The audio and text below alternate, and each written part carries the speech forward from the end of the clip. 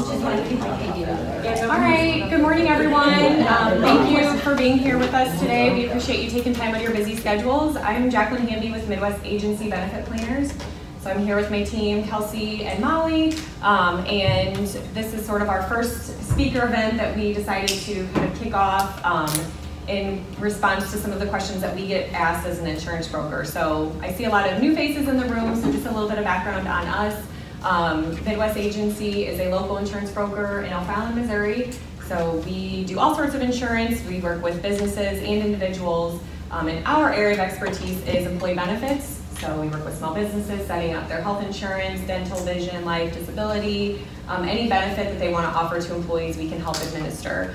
And so with that, we get asked a lot of questions, HR related, tax related, accounting, payroll, things that we're like, I don't know, I'm not the expert on that. And so we usually, refer that to somebody or reach out to our contacts. And so that's kind of what brings us here today. Danette Grau Kohrs with Trinity Strategic Growth Solutions is going to kind of speak on some tips for you all as small business owners, as a business owner herself. She knows kind of what it's like to walk in your shoes, and so I think some of the topics she'll touch on today will help you, or at least I hope you can at least take one thing away. I heard her speak, I guess it was not that long ago, maybe sometime last year, at a little Black Book networking meeting, and there was a few things that I left that meeting and I was like, we need to start doing this. I think this is something that we're kind of not doing that we could be more efficient at. So I hope you all take something away today that can help you in your business. And with that, I will turn it over to Danette. Thank you. All right, so how many people here, let me turn this on real quick. All right, oops, that's not what I wanted to do. All right, so how many people here actually own and run their own business? Just to kind of give me a heads up. All right, and how many are kind of like key man in control, calling all the shots, right? Okay. All right, so here's the thing with business ownership. Most people think when you own a business that you're uber wealthy, that you call the shots, that you're the big boss, everybody works for you, right? But the reality is that most of the time it's the exact opposite. That the business owners works a ton of hours, they work their butts off, everybody else seems to get paid first, and nothing really seems to get done unless you're the one at the wheel, making sure that it gets done correctly. And it can be exhausting. If anybody kind of can relate to that, it can be exhausting.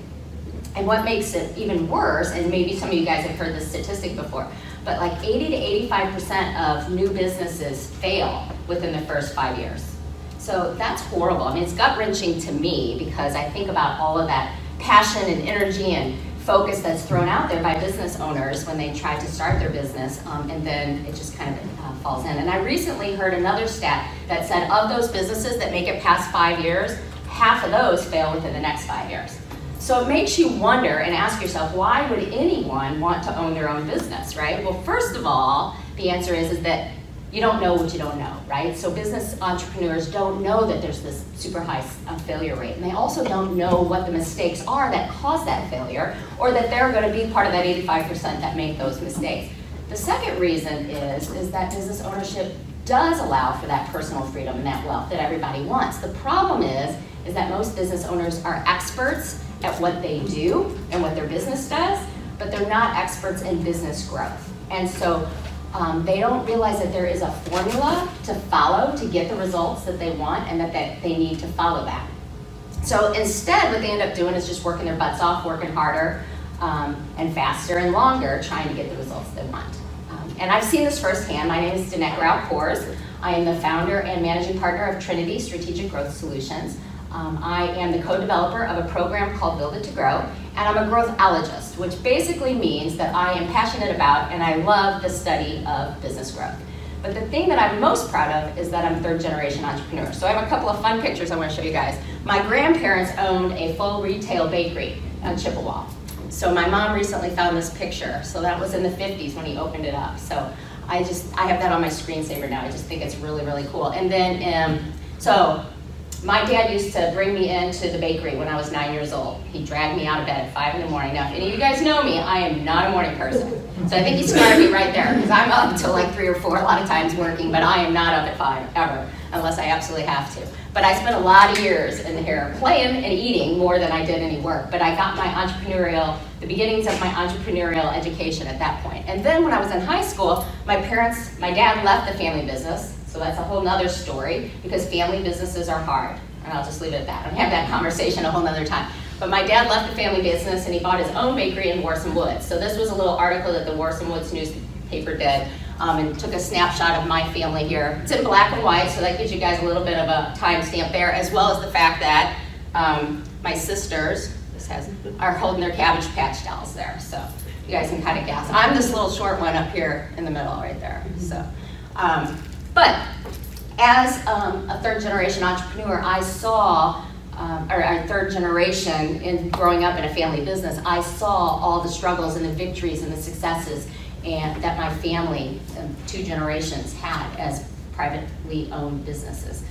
And then when I graduated high school, I went to college and I got a degree in business, and I focused in marketing and advertising and promotion. And then I went to work for small businesses. I didn't go to work for corporate America. I went and worked for the privately owned companies. And I ran their business development departments, and guess what I found? They all kind of struggled with the same things. They all had the same problems. So in 1999, I started Trinity, and I started helping companies automate their marketing. All right, and that was a new thing then. Like CRM didn't really exist, so I kind of pioneered that, and that was super fun.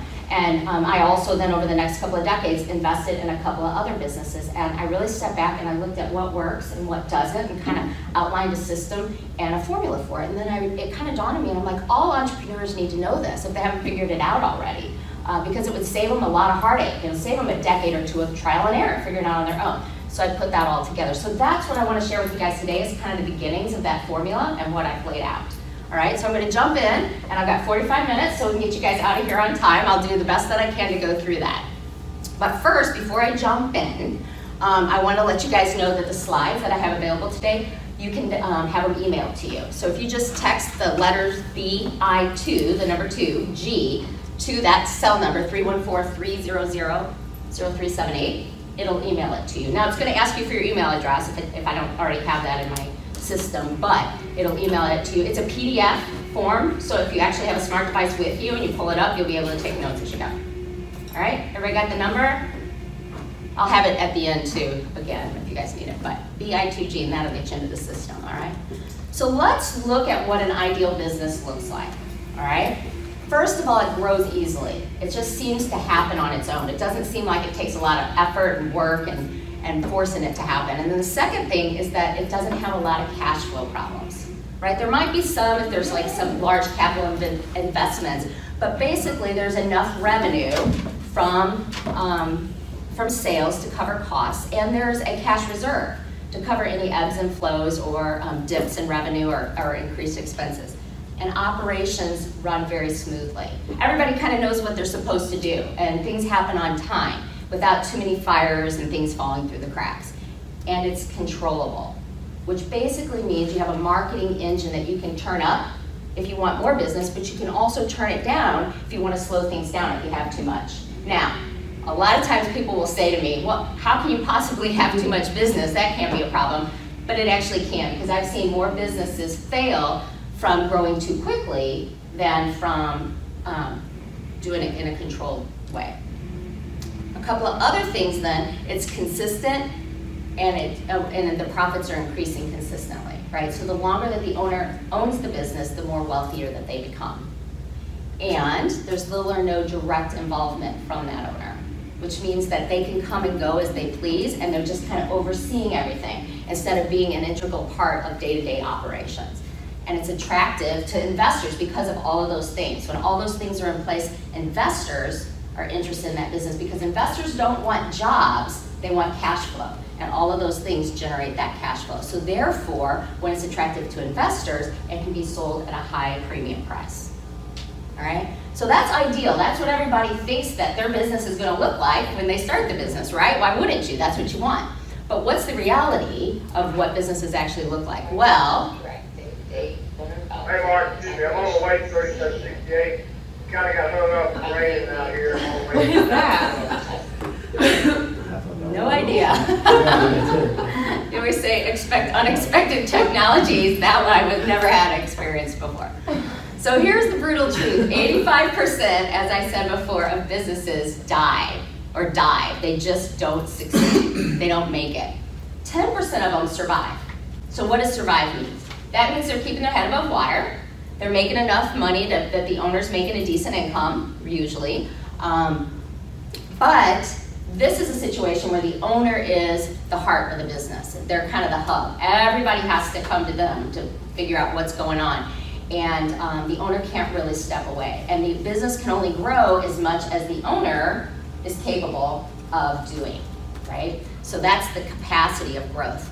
And a lot of times, in order to grow more, that owner works longer hours, works faster, has to cut corners here and there in order to make their ability increase, right? So if you're doing the math, what's left? About 5%, right? This is the percentage of businesses that actually make it to that thrive point, that look like that ideal business that I was just talking about, all right?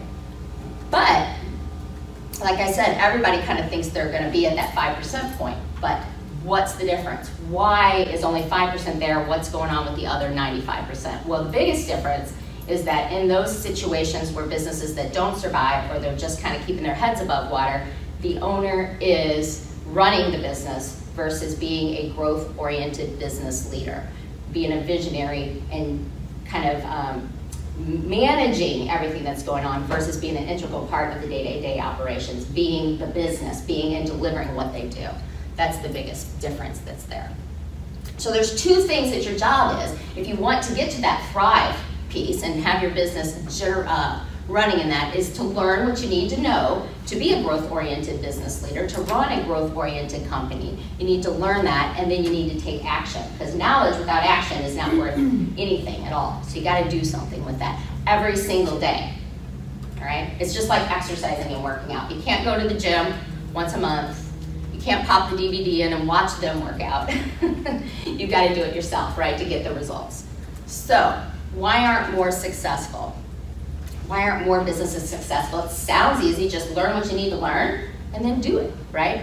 Well, it goes back to that thing I was saying before, is that most business owners are experts at what they do. And so you're comfortable with that, right? When things get tough and you've got a ton of things going on, your hair's on fire, lots of things going on that need to be done, you've got to deal with those. And it's hard to get to the other stuff, right? So the first thing of why business owners aren't there yet, aren't in that 4 to 5%, is they haven't learned yet what they need to know.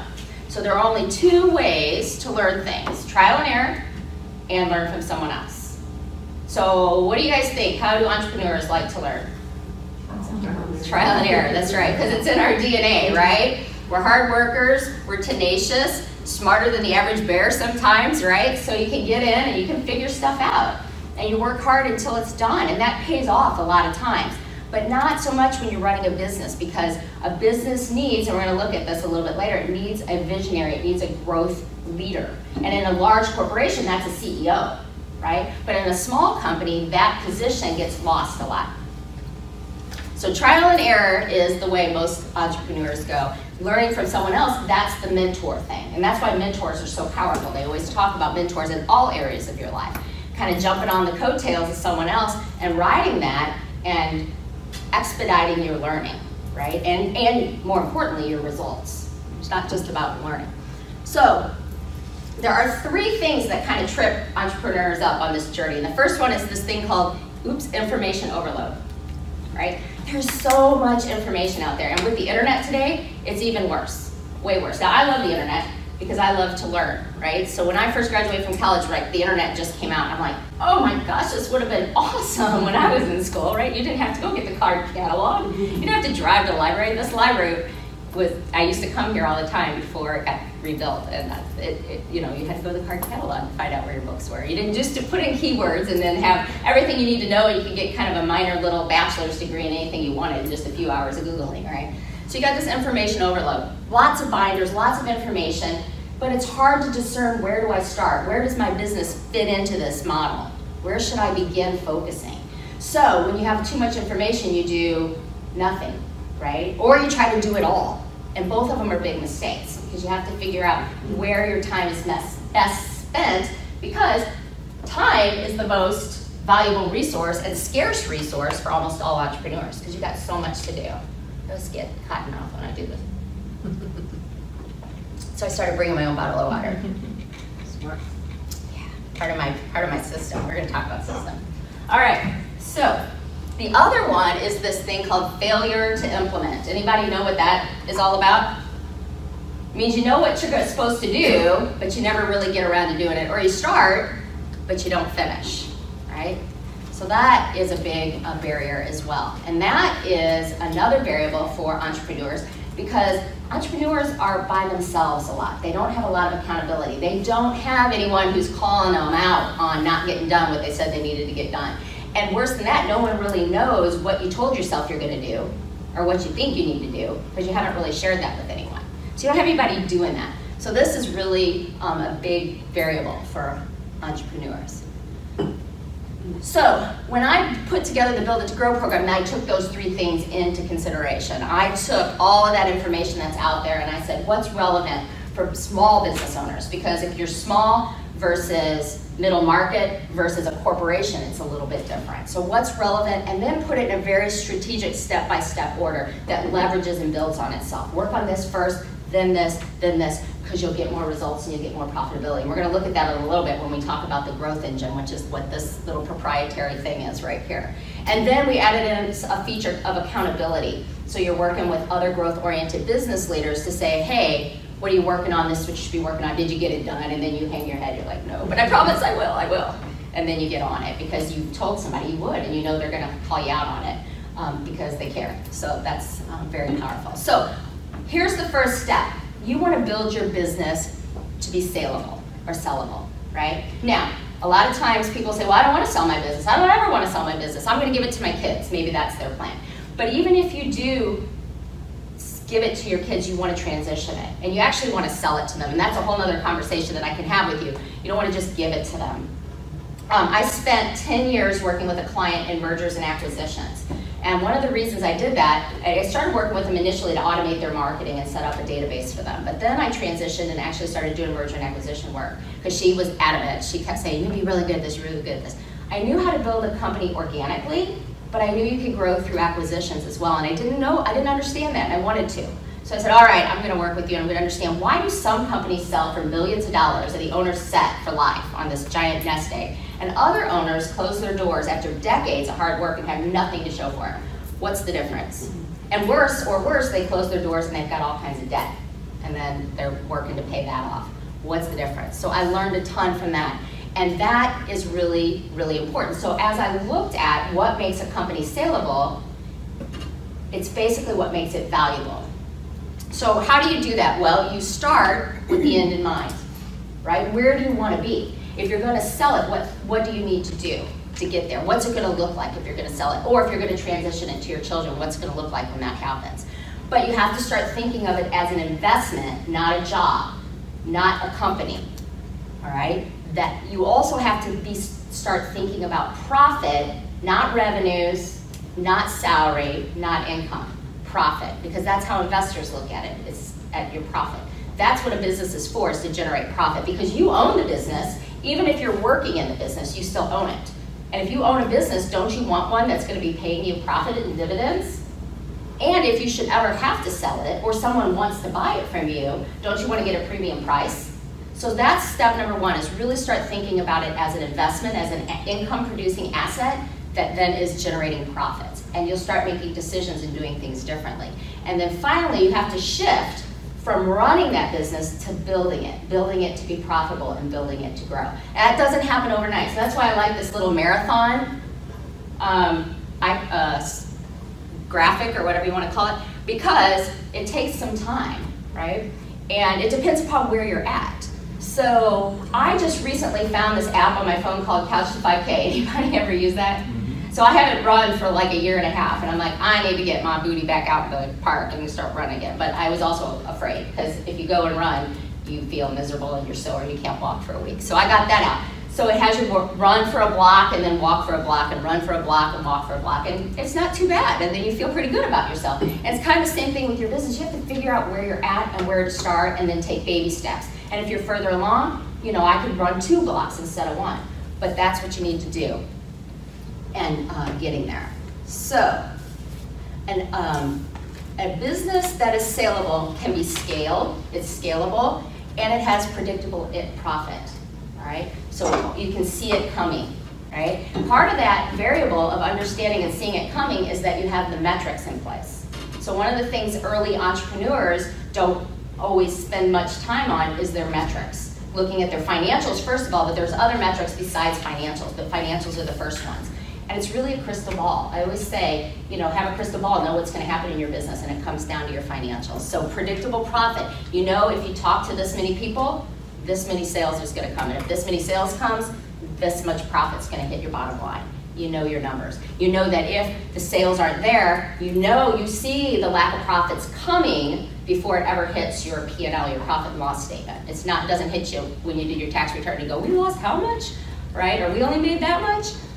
So, and then autonomous basically means that the business can run, most importantly, without you as the owner, but even more important than that, without any one person. Because let's say your daughter went to college, she just graduated, she comes back and she's gonna run the business for you. And you're like, oh yay, I've been waiting for this for 22 years, right? And you're gonna go off to Europe for a month, which you've been planning on doing forever. But what if something happens to her? Or she says, I don't really want to work for you anymore, Mom. I'm out of here, right? And you're like, oh no, that's not part of my plan, right? So you may not be able to replace her overnight, but you have to be able to replace that key person in a relatively short period of time. So how do you do that? That's the autonomous part. So how do you do it? How do you build a company that's saleable? You build it to grow. Because if it follows all of these criteria, investors are going to want to buy it. And you're going to want to own it because it's going to do all those things that we talked about at the beginning that an ideal business does, all right? So step number one is to franchise, is to follow this model that Ray Kroc figured out about 65 years ago, which is franchise. Now, I'm going to stop real quick before I go any further because franchising isn't a type of business, it's a mode of operation. It's a way you run your business. It's a franchise model. All right, so whether or not you ever sell a franchise or even open a second location, if you're gonna open a second location and own it, you wanna run it like a franchise does. Ray Kroc really pioneered the franchise model. He took it and he ran. He didn't invent it. The McDonald brothers were kind of running it. He saw it, saw the golden opportunity, and ran with it. But franchises have an 85% success rate. And if you guys remember, I said independently, privately owned businesses have an 85% failure rate. It's flipped, right? So I told you early on that I've invested in a couple of businesses over the first decade after I started Trinity, and they were franchises, all right? So it taught me so much about what that model looks like, how they run it at a franchise level and as a franchisee, where the successes are, what makes them successful, right? And it just built on everything else. It built on the M&A experience that I had. It built on, I could see where my privately owned family businesses, where they were kind of lacking in what they were doing. I could compare that to things I learned when I got my business degree. It all kind of melded together. So franchising is really, really powerful. I can't stress that enough. So why? Why is that? Well, it's a method, as I said, of operation. It's not a type of business. You got to think that, change that thought process. It's also functionally organized, which doesn't mean, oh, your job is this, and your job is this, your job is this. It's you look at different functions of the business, and you develop systems and processes around those functions, and then you put people in charge of the function. We'll talk about that in a little bit too. It documents everything, all right? The better the franchise is, the more documentation and the more functions that they have systematized and structured. The more expensive that franchise is also. The really, really basic French fries, I guess I'm thinking McDonald's, franchises just basically give you their name, right? And say, hey, you can use our name, but everything else is up to you. But the more expensive and the more successful the franchise is, the more detailed that they have become in all their systems. And like I said before, I believe every business to really drive growth, drive profitability, and drive success, and give that autonomous feature to the company really has to follow this type of a model.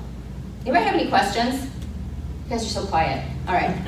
So why franchising? We kind of talked about this a little bit, but it'll dramatically increase the value of your business. It's so much easier to scale and grow, right? You also have reduced labor costs. It's a lot easier to train people when everything is documented and other people can train. It's a trickle-down training, right? And so when you have turnover, you can bring them back up to speed a lot faster. It allows that autonomous too, because you don't have to be the one training, one step forward, 2 steps back, right? Every time you hire someone and replace them. Reduces that operational dependency on any one person. It also eliminates something called the hostage syndrome. Does anybody know what that is? Nobody's experienced it? It's like an owner that feels like he can't leave. That, and an owner who has an employee who feels like, I am so important and valuable to you, you can't fire me and I can do whatever I want. Right? That's the real hostage syndrome. And a lot of times that's true, but if you've got everything documented, you can just bite the bullet and say, yeah, I might take a hit, but you are dispensable, and let them go. But if you don't have it documented, then you're kind of in a pinch. So you can overcome that really quick. And that employee oftentimes will turn everybody else against the owner too. Like they'll get disgruntled and then they'll sour the whole batch. So you don't want that by any stretch. All right, so it reduces risk. And we talked about that 80% flip failure rate between franchises and privately owned companies. Easier to hire, train, and develop your team. So when you buy a franchise, say McDonald's, they give you like, here's the Bible, this is how we run, this is how this functions, and they have it all documented, and that's basically what you're buying. Everything. So for McDonald's, for example, they even tell you how to clean the toilet, how many times to run the brush. Now, we might laugh at that and go, that's pretty silly, but if you've ever had your teenagers clean a bathroom, you'll know that they need a lot of detail and instruction. What seems obvious to us is not always obvious to everyone else. And so documenting that is really important. Did you have a question? Well, I was just going to say, because isn't that how McDonald's stays so successful? Because I mean, I do nutrition, so I was recently just talking with a group about this in a different sense, but it's that consistency, it's that familiarity, I can't get the word out. And that's how they become successful, because you wouldn't want to go into a McDonald's and it was a little bit different than the other McDonald's. Exactly. So that's a whole other level of benefit to the systemization, is the customer experience is consistent. So even if it's mediocre, right? So McDonald's hamburgers aren't the best hamburgers they are in the world, but they're the same everywhere you go. Yeah. So you know what you're going to get, and the consumer wants that predictability. So that's super powerful, and that comes from everything being done exactly the same way, the same time. So one of my franchises was a sub sandwich shop, and we made tuna sandwiches, right? So to the number of how long you squeeze the water out, how many seconds was part of that protocol, right? Because why? Anybody have a tuna sandwich that's really soggy and runny, and then one that's really dry? Some people like it soggy and runny. Some people like it really dry. If you go to one place, you get a wet one, and then you go and get it really dry somewhere else, you're going to have people not happy. But if it's the same all the time, you know what you're going to get. You either buy it or you don't, right? So that was one of them. It was like how long you press the, and at one point they changed it. And you have to retrain everybody, because for whatever reason, they changed it. I guess they wanted to get drier sandwiches, so we had to squeeze it longer, right? So I'm serious when I say every last detail. It's really far more important than you guys think. Another example people bring up a lot will be Chick-fil-A, because they'll greet everybody with, my pleasure, right? That's part of their fulfillment system that they've documented on how you greet people, how you treat them when they're in the store. And that's consistent, and now they've got a reputation for it. In fact, my daughter did a mission trip down in Orlando a couple of summers ago, and she worked at Chick-fil-A. And so we would say, oh, thank you, all the time, just to get her to say, my pleasure. And then she'd get mad at us, but it was kind of fun. All right. So here's the first thing you need to do. You need to get focused, right? A lot of entrepreneurs are kind of, if not in several different businesses simultaneously and kind of looking at different things, their business does a lot of different things, right? Which isn't necessarily bad, but if you don't have one humming and working really, really well, it dilutes success. So my first recommendation is to get really, really focused on one thing that you do really, really well and is profitable, and then get that humming perfectly, and then move on to the next and do it in a very specific order instead of trying to do all of them at once, because you won't get a lot of results if you're trying to do it all at once. So let's talk about that focus a little bit. We've got this thing called the Build It to Grow Niche Builder Triad. So BI2G, that's my little acronym for Build It to Grow. But there's 3 pieces to it, thus the triad, right? So you got unique customer focus, you got your sales message, and you've got your strategic attraction. So I'm going to buzz through this really quick. Unique customer focus basically means identifying what you do and how you do it uniquely for who it is that wants how you do it and what you do, right? And even if you do the exact same thing as a very direct competitor, you're still going to do it a little differently, right? And there are going to be people, I'll bring back my tuna sandwich. There's going to be people that really like dry tuna sandwiches, and there's going to be people that really like soggy tuna sandwiches. So if I'm just going to be dry, I'm going to identify that, and then I'm going to find people that just like dry tuna, and that's what I'm going to sell, and that's what I'm going to market, and that's what I'm going to brag on, right? Jimmy John's is freaky fast. That was what my franchise was. So we look for people that want fast delivery, not like, well, bring it in an hour or so, it doesn't really matter, right? It's the people that value that freaky fast delivery. That was what they built their whole brand on, right? The second piece is that sales message. So it's identifying, as I said before, who those people are and what you do really, really well, and then developing that into a very compelling, targeted message that interrupts those people, gets their attention, makes them want to hear what you have to say, and ultimately makes them want to do business with you versus your competitors, and pay a premium price, not beat you up on price, right? A lot of times when you feel beat up on price, it's because the message isn't aligned well enough with the customer, the customer's, what's the word I'm looking for, expectations or what they're wanting to make them really want it. So think about that. There's a lot of things that we will buy and shop on price because we view it as a commodity. And then there are other things that we will pay really more than we think it's worth because we want it. And I'm pretty frugal, and I've identified this in myself too. So I'm like, I will. If there's something I want it. And even though I don't like the price, I'll still pay it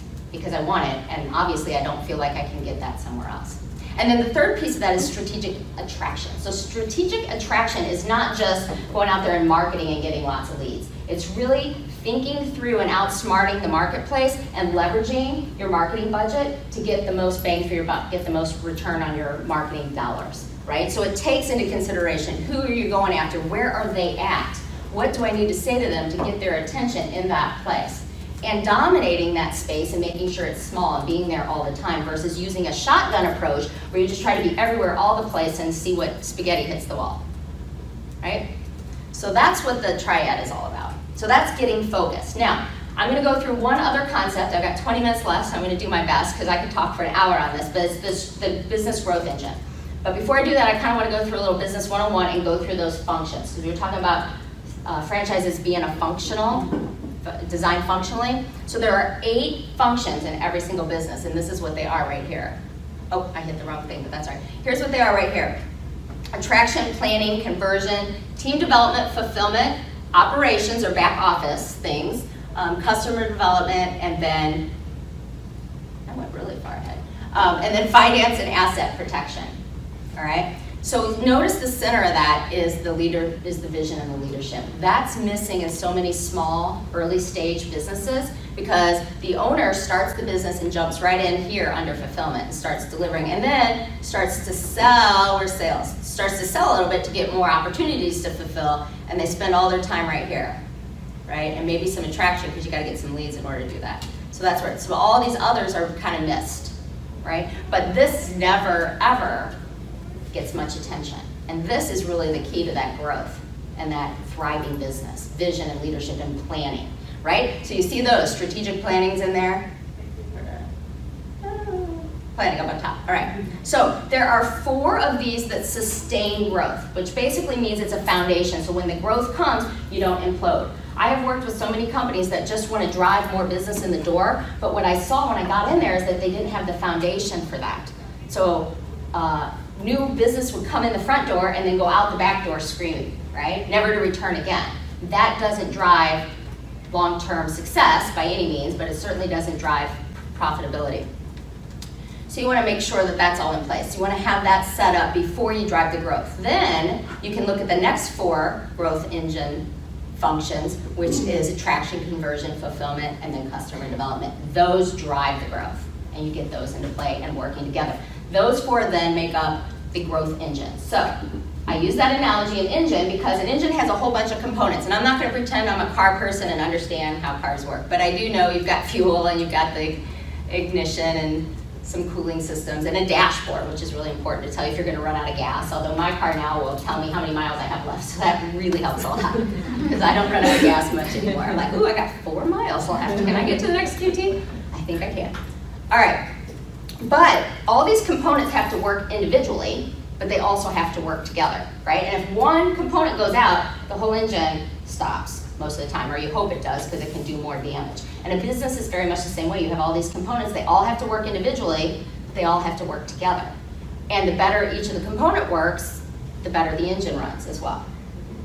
So that brings us to the business growth engine. So we're gonna start with fuel. So if you remember, we talked about focus, and we talked about that triad. That was what we had right here, the unique customer focus, the sales message, and then the strategic attraction. That's your unique fuel for your business. That's what makes you unique and drives what you do and how you do it. That then feeds into the very first step of the sales cycle, which is attraction. We have to have leads in order to convert them and then ultimately deliver what we sell. From there, we have the function of conversion. Because you guys all know, just because you get a lead doesn't mean you have a sale. There's a whole lot of something that has to happen right here in order to make that into a sale, right? So there's two parts to that if you're gonna do conversion well. The first one is what's called a nurture process, which basically means you're developing a relationship, right? Because of everyone in your marketplace, only 4 to 5% of prospects are ready to buy right now. Even if they're gonna buy at some point, they're ready to make a change or they're ready to even purchase what you sell.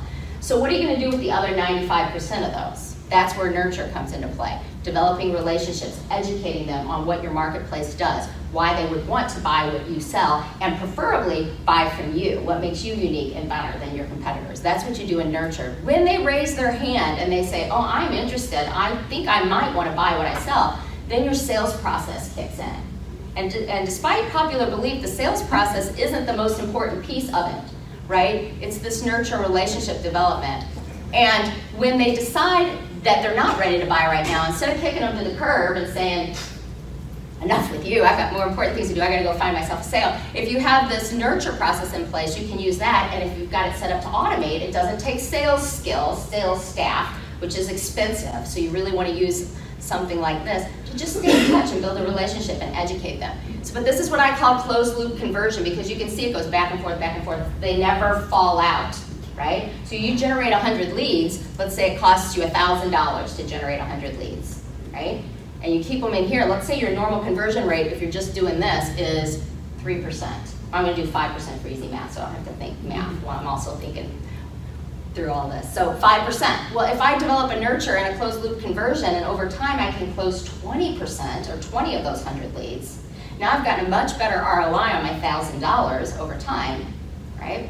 And I didn't have to go out there and keep generating 100 more, 100 more, 100 more just to keep closing 5, because I've closed 20. Now it takes more time, but it happens, and you've got that still that investment up front. All right, so conversion then, when done, once the sale happens, goes to fulfillment. Now you have to deliver what you sold. You have to deliver what you promised, right? In the way you promised, how you promised, when you promised, at the price you promised. Now that all sounds logical, but I'm hypersensitive to this, so I see examples all the time where companies mess all those things up, right? They don't deliver on time, or they charge a different price than they said they were gonna do, or whatever.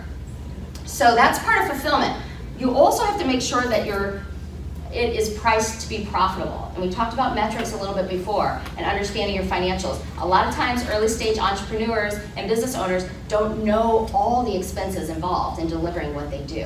And so oftentimes, because they get that price competition, and they kind of feel that and they cave to it, and maybe that's because their message and their customer focus isn't aligned really well, they'll drop their price and then they're selling at a loss and they don't even realize it, right? So you gotta have it priced profitably. So that's another thing that's really important in fulfillment. If it's priced well, then you get a little bit of some profit out of that, right? Which is what you need, because that's gonna pay for more attraction, more conversion to do that again. But you also have to do it with what I call a wow experience, which means you really want that customer to walk away feeling positive and impressed, so that they then will tell other people. A, they'll come back and do business with you again, but B, they'll tell other people to come do business with you. Now, here's another step that's often missed, is the develop. But that's where the really big pot of gold is. So this is even better. Because once you have a customer, let's develop that customer. Let's make sure we're getting what they call a wallet share, maximizing that wallet share from them and getting the most. Maybe we upsell, we cross-sell, repeat business. Now some businesses don't have a repeat model, but maybe that's when they can cross-sell more, upsell, or they can have a strategic alliance with another similar industry and have some sort of a referral fee. There's lots of things you can do to leverage that customer, right? But if they've had that wow experience, now they will give you referrals, right? And referrals pop right back into here. You didn't have to attract them, and you can convert them. Now I'll take about 2 minutes to tell you that referrals are the most powerful lead that you can get, because one, they're at the far right end of that buying cycle. Otherwise they wouldn't be asking, hey, who does this? Do you have anybody you recommend? So they're ready to buy. They're not spending all their time trying to make a decision and say, is this for me? Do I really want this? They're ready to buy. And secondly, because you were referred, you have a immediate level of credibility. So they don't have to kind of worry, is this a good company to work with? Someone has referred you. So therefore, they're the easiest type of lead to close, is the referral. So that's what we want to, I keep hitting the wrong button. That's what we want to get all day long, are these referrals, because they're very profitable, right? Now, one of the other reasons this pot of gold is bigger isn't only because this is this times 2, but this is smaller because I've got attraction costs and I've got conversion costs that are built in to my price, and so that's a little bit of profit left. When I close them a second time or sell them something, one more thing for, let's say, another $100, a big chunk of that drops to the bottom line because I don't have to attract them, they're already there, and I don't have to convert them, or my conversion is very, very small to get them to buy the next thing. That's a bigger pot of gold. Make sense? All right, so I zipped through that. This is the heart of our Build It to Grow program, a lot of it, because this is really the driving growth and doing that in this order. So let's talk about that, because there's a very specific order, somehow I get, to how you do this. So the first one, we talked about the referral, so the first one is the dashboard, all right? That's the metrics. I'm just gonna leave it at that. That's knowing where you're going and if you're getting there, so that you're not flying blind. You're not flying right to the side of a mountain and crashing and burning, because you don't know if you're making progress if you don't have some numbers to look at. The next thing you do then is fulfillment. That's what we focus on next, because the logical thing is to go in this sequential order of the sales cycle, right? But if we look at our numbers, where are we at? Where do we need to go? What are we going to improve? What's working? What's not? Numbers tell us that. Intuition can, and sometimes a business owner has a good gut, but I'll tell you what, every time you look at your numbers, you learn stuff that you're like, I didn't even realize that. No matter how good you are, numbers are very important. And then you go and you look at fulfillment. You work on that, because you want those customers coming back. If you're not fulfilling profitably, you want to stop right there. You don't want to keep going if you're not profitable in your fulfillment. And you want those customers to come back so that they are developing and referring, right? You don't want to spend more time getting new customers who aren't going to come back. So let's work on that next. Then we're going to develop them, get more wallet share, get more revenues and profit. Then we'll work on conversion. Then we'll put together this nurture system and work on the sales process, so that if we had 5 that we were converting, now we're going to work on 10 and 15, 20. Once that's done, then we look at attraction, then we get more leads, then we push them right through that sales cycle, and every single one of them is worth more money to me. Got it? Questions? Yes? Have you worked with any non-for-profit clients? Let's talk after. Okay. Okay, good question. All right, so here it is. Here's your order. Feedback, fulfillment, customer development, conversion, then attraction. That's your job, to work on them in that order, all right? Now you may go through, and as you're working through that order, go, you know what, our fulfillment's rock solid. We're profitable, we've confirmed that. Our customers love us, we've got a 95% retention rate, everything's solid. So now we're gonna move down to customer development, but look at them in those orders, right? And no matter how good you are at anything, even if you're a supreme athlete, you always are working to improve, right? And get stronger. So you would always kind of come back and keep working on those things. But you optimize one function at a time. Remember we talked about focus earlier? You don't want to try to work on them all at once. If you're a large corporation and you've got departments, maybe you can work on them all at once. But as a small business, you only have so much resources. So you want to do one at a time, get it shored up in that order, and then move forward. Now, that doesn't mean if you're working on your fulfillment and shoring that up, and you just have somebody call you and say, hey, I'm interested in what you buy. You go, oh, sorry, no, we're not working on attraction right now. Call us back next month. I'm not saying that so much, but this is where you focus and spend your energy on improving processes, all right? So, I got 6 minutes left. So what I have for the next couple of 3-4 slides is just kind of showing you guys how I work with companies to help them build their companies to grow. And that's the name of our program. I got my binder over here. I got the Monopolize Your Marketplace program, because when you really get that triad in place and you really focus in on your niche, you can monopolize that niche. So that's part of that strategy in our strategic planning binder. But I want to give you guys time to ask questions, and I'll answer the not profit one-on-one if that's okay with you, Martin. But does anybody else have any questions on just kind of the content that we talked about today, or thoughts or experiences that you guys have had? So in Yes. like the, No, go ahead. You go ahead. Just in like the franchising part, I mean, where are they like documenting it like in a Word document, and they're just like, oh, okay, this is how we're gonna do this, and then they're just, I mean, how are they? It's a great question, because that will evolve, and there's lots of different tools, right? So there's very sophisticated SOPs, you know, how you do your operations. There's very sophisticated tools for do that can be expensive, but just to start is just to get it out of your head.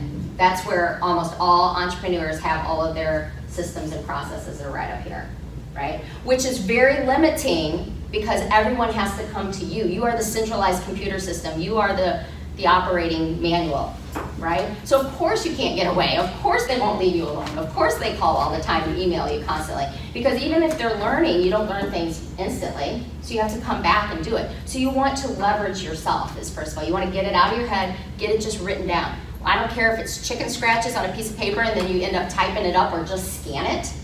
Or if you, a lot of times in our strategy sessions, we'll talk about just taking an audio recorder and talking it. It's captured, right? Or videotaping, right? Because it's captured and now it's leveraged. So that's a great start. And then you can just evolve as you go, right? So it's a good question. Angie, you had a question? Just a comment. I love how you say fulfillment is before attraction. Because I see, especially I was in the restaurant business and bar business for years, I see so many businesses open up, come to our place, it's beautiful, and then they fail miserably on their customer service. They fail miserably on serving hot food. Like they fail miserably on consistency. And so they attract people only just to lose them and get a bad reputation, like right out of the gate. So I love how you talk about how important it is to wow people and have that system. How are you going to do that? How are you going to train your people to do that? Right, and you shore that up, then a lot of times for small businesses, they don't have to worry so much about the attraction and the conversion, because they have what I call a balloon factor. All right, so when we're looking at that customer development and that conversion, so I used to try to get this through to my assistant managers at my sub sandwich shop restaurant. So it's like, if customers come back every single day for a sandwich and then they bring a friend with them, that balloon, your business is a balloon, and the customers just grow and grow and grow and grow and get bigger and bigger and bigger. But if they come in and then they go out the back door screaming, like I like to say, and never come back again, it's like having a hole in the back of your balloon, right? You can blow and huff and puff till you're blue in the face and you pop a blood vessel, and you're never gonna grow that business. You're just gonna work your tail off just to keep, things afloat. And eventually you're gonna run out of market, because nobody's gonna wanna come back, and they're out there yelping, right, literally, online, telling people don't go back there, don't go back there, and you get bad stars and stuff. So you gotta fix that first, because just driving in more traffic isn't gonna do it. It's gonna dig the grave of the business faster, really, is what's gonna happen. So, yeah, excellent point. On your fulfillment, one thing I base my business on is, once I have a customer, I'll do everything I can to keep that customer. And sometimes my managers will, a customer will call up with being dissatisfied about something, and they have a tendency to want to fight that customer. That customer is really important. So if it means giving away $100 on a service bill to make that customer happy and keep them with you, it's well worth it, because it costs you so much money to get that customer. Yes, exactly. And when you know your numbers, you can kind of have these intellectual metric discussions versus just being emotional. Like, sales guys will fight for their customer more because they're commissioned, and they don't want to lose that customer. Whereas the plant, I'm talking about in a manufacturing situation, the plant doesn't care, because all they care about is quality, maybe, or production, or how fast I get out the door. And this customer is a pain because it slows me down. So the company, all these different functions aren't on the same page, and they don't understand that who pays your paycheck, no matter if you're in the plant or the salesperson, is the customer. It's not the owner. The owner doesn't pay your paycheck. He might sign it, but he's not paying it, it's the customer. And that's just, again, a communication and a team development thing to get everybody on page and get them more thinking like a business owner, because that really is what makes the company stronger, because they understand how all this works together. So you're spot on. All right, yes, sir. Much of this assumes you have the finance to run the business. And I know from experience that getting the finance is usually one of the toughest things for an entrepreneur to do. Mm-hmm. Do you have some material that tackles that part? Getting financial capital Yes. to run the operation? Yes. Because like in one of the points you made was cash flow. Mm-hmm. Right. And sometimes we have good ideas, but we don't know how to get the cash flow to get those ideas implemented. Right, right. So one of the functions that we looked at is finance and asset protection.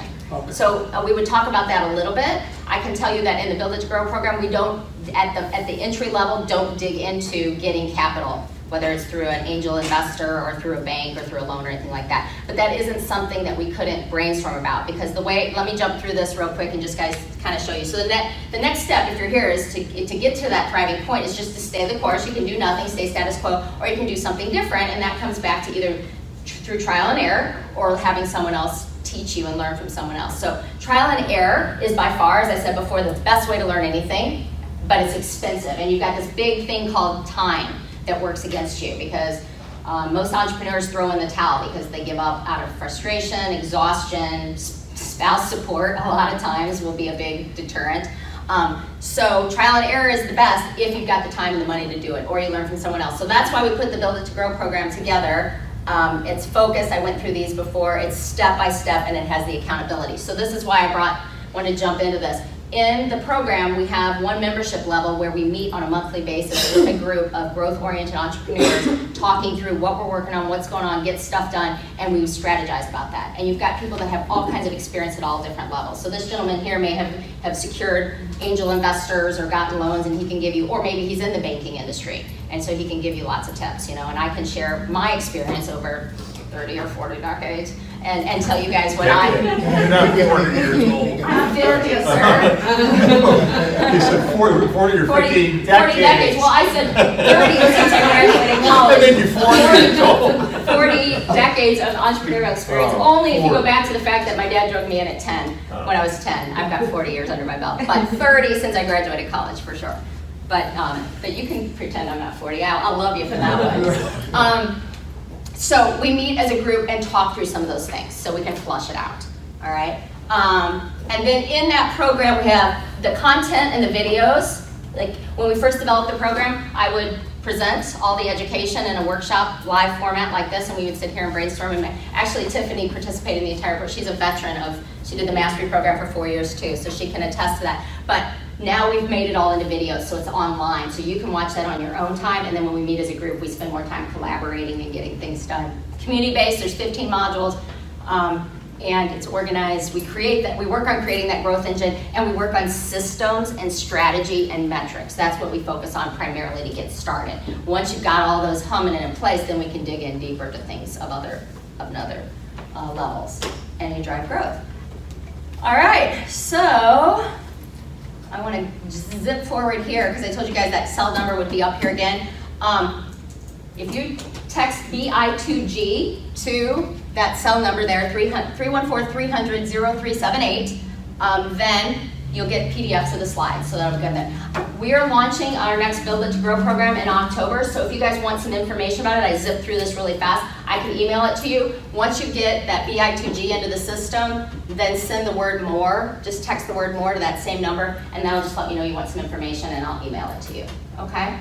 You guys have any other questions? It's 2 after, so I really did my darndest to get you guys done by 9. They can start on time either. I know, that's right. That's right. I told Jacqueline, I said, I will do. Will you give me how many minutes I can have, and I'll fill them. So anyway, thank you guys. I appreciate you letting me talk today. Thank you.